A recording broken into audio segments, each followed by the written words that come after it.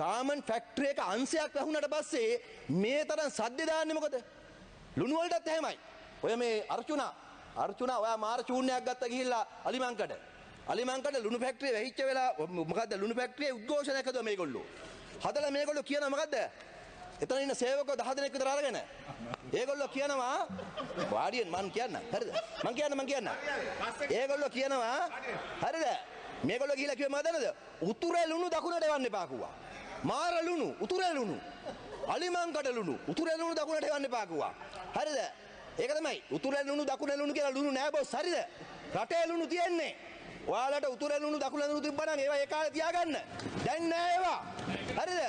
අපි මේ කාලේ මුළු රටම එකක් කරලා තියන්නේ. ඔයාලා ඒ කාලේ හදාගත්ත ප්‍රභාකරන්ගේ ලුණු ඒවා නෑ දැන්. හරිද? උතුරේ ලුණු දකුණේ යන්න එපා කියලා කිව්වා. ඒගොල්ලන්ට බොරු පොරොන්දු දුන්නා. මම හැන්සාඩ් වාර්තාවට අතුරු කරනවා සම්පූර්ණ සාකච්ඡාවේ වාර්තා. අලිමංකඩ අපි ලුණු හැදුවා. 2012 ඉඳලා ඔය පුත්තලම සෝල්ට් එකේ තිබුණා රජ ලුණු කියලා නමක්. ඒක මේ අපි හදාගත්ත නෙමෙයි ඒ කාලේ තිබිච්ච එකක්. අපි ඒක වෙනස් කරා ඇත්තටම. රජ ලුණු කියලා ලුණු නෑනේ.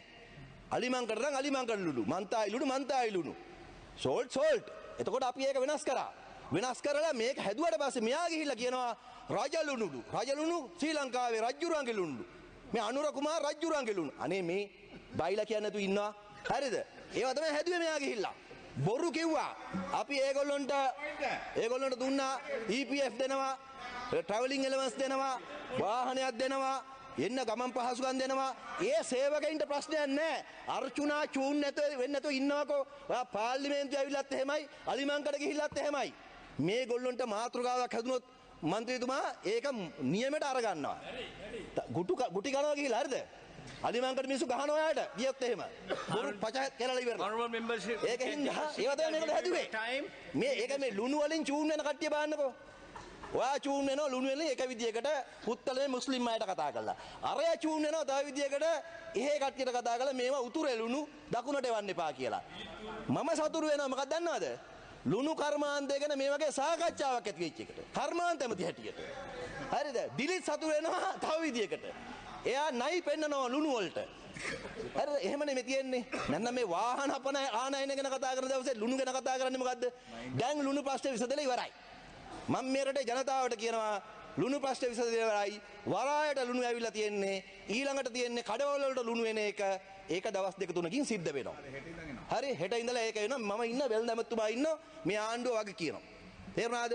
දැන් ඊළඟට තව මොකෙක් හරි නයි පැටියක් හොයා ගන්න දැන්. ලුණු ඉවරයි දැන්.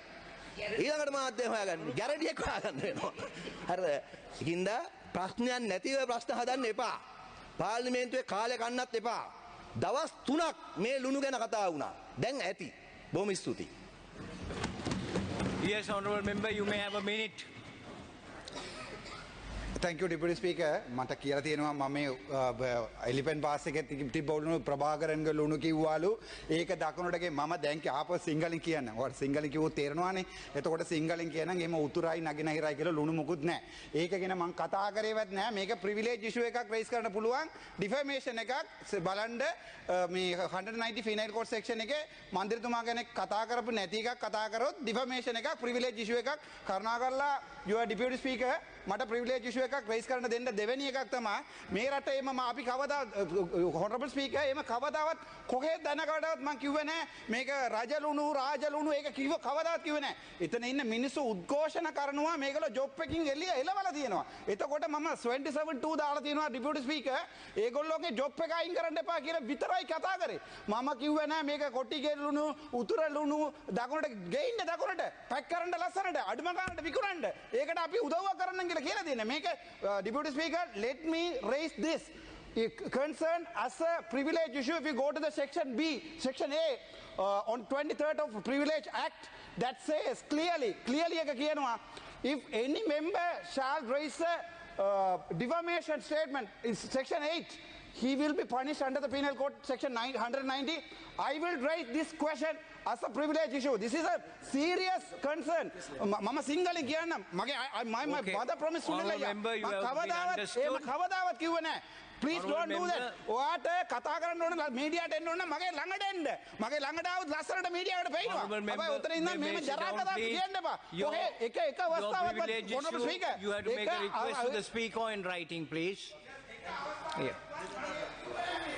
Okay. Okay. Okay. You have made your point clear, Honourable member. Please take your seat. Arjuna මේ අර්ජුනා ප්‍රිවිලේජ් ඇක්ට් එක කියවලා තියෙන එක ගැන මම හරි සතුටු වෙනවා. හරිද? දැන් ඉතින් ප්‍රිවිලේජ් ඇක්ට් එකට අනුවම වැඩ කරන්න කියලා ඉල්ලීමක් කරනවා. ඊළඟට මම මේ කියන්නේ Honourable member, please take a seat. You have made your point clear and I have told you. හරි. I have told you the procedure. එයා ප්‍රිවිලේජ් ඇක්ට් එක කියවලා ස්ටඩි කරලා එන එක ගැන මම සතුටු වෙනවා. මොකද අපේ කාලි ඉතුරු වෙනවනේ එතකොට. හැබැයි ඒකට අනුවම කටයුතු කරනවා නම් තවත් හොඳයි. මම කිව්වේ මේගොල්ලෝන් ගෙනල්ලා මතු කරපු දේවල් සේවකයොත් එක්ක සාකච්ඡා කරපු මිනිට්ස් අනුව. මම ඒක ටේබල් කරා හැන්සාට් කරා. ඒකේ දෙවෙනි කාරණේ මොකද්ද තියෙන්නේ? transferring salt to other part of the country. අන්න ඒකේ ඔයගොල්ලෝ මතු කරන දේ තමයි මේ උතුරේ ලුණු දකුණට එවන්න එපා කියන එක. ඒවා අතිත් කැත කතා. දෙක ඊළඟට මෙයාලා කියනවා තව එකක් 16 වෙනි කාරණේ 11 වෙනි කාරණේ change the manager.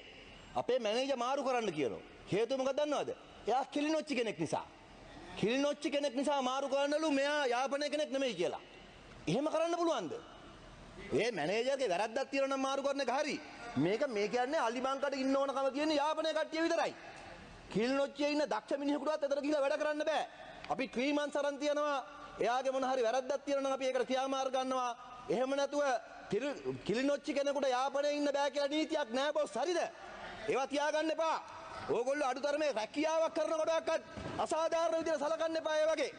කිලිනොච්චි කෙනාට යාපනයේ ජොබ් ගන්න බැරි මොකද? මොකද හේතුව? ඔයා කියනවා ඒක. ඔයා දොස්තර කෙනෙක් නේද? දොස්තර කොන්ද දොස්තරද ඔයා? කිලිනොච්චි කෙනෙකුට යාපනයේ ජොබ් එකක් ගන්න විරුද්ධ වෙනවා මේගොල්ලෝ. ඒ තරම් මිනිස්සු මේගොල්ලෝ. මෙයා රටට පේන්න ඕන. මෙන්න මම කියන්නේ බොරු නෙමෙයි මෙන්න මේක තියෙනවා. කිලිනොච්චි කෙනාට යාපනයේ ජොබ් එකක් ගන්න බැරි මොකද කියනවා? අර්චුනා කිලිනොච්චි කෙනා යාපනයේ ජොබ් එකක් ගන්න පාලු. කිලිනොච්චි മന്ത്രിවරු ඉන්නවා මේක දන්නේ නැද්ද? කිලිනොච්චි කෙනාට යාපනයේ ජොබ් එකක් ගන්න බැරි මොකද? මොකද්ද වෙනස? කතා කරන භාෂාවද? ආගමද? ආගම හින්දු. කතා කරන්නේ දෙමළ. ඔයගොල්ලෝගේ අසාධාරණ එහෙමයි. Okay, Honourable member. I have told you, Honourable member, you can make a privilege issue in writing to the Honourable Speaker. Okay. ආරේ දාන්න මම ඉල්ලලා තියෙනවා මෙහි එලිෆන්ට් පාස් එකේ හිටපේ මැනේජර් මන්නාරමට දාලා මන්නාරම හිටපේ මේගොල්ලෝගේ ට්‍රේඩ් යූනියන් කාර්යාව ගෙනල්ලා මේකට දාලා මිනිස්සු උද්ඝෝෂණ කරනවා ඒක ලියලා තියන්නේ මම කිව්වා නෑ සර් කවදාවත් මේ බාර පට්ටබල් බොරුවක් කියන්නේ මේක මේ කවදාවත් අපි ඇවිල්ලා කියන සර් මගේ my wife is a single how come I can be racist how come මනානපුරි ප්‍රදේශවාදම් කරේ බොරු කියන්න එපා බොරු කියන්න එපා මා පාර්ලිමේන්තුවේ Okay.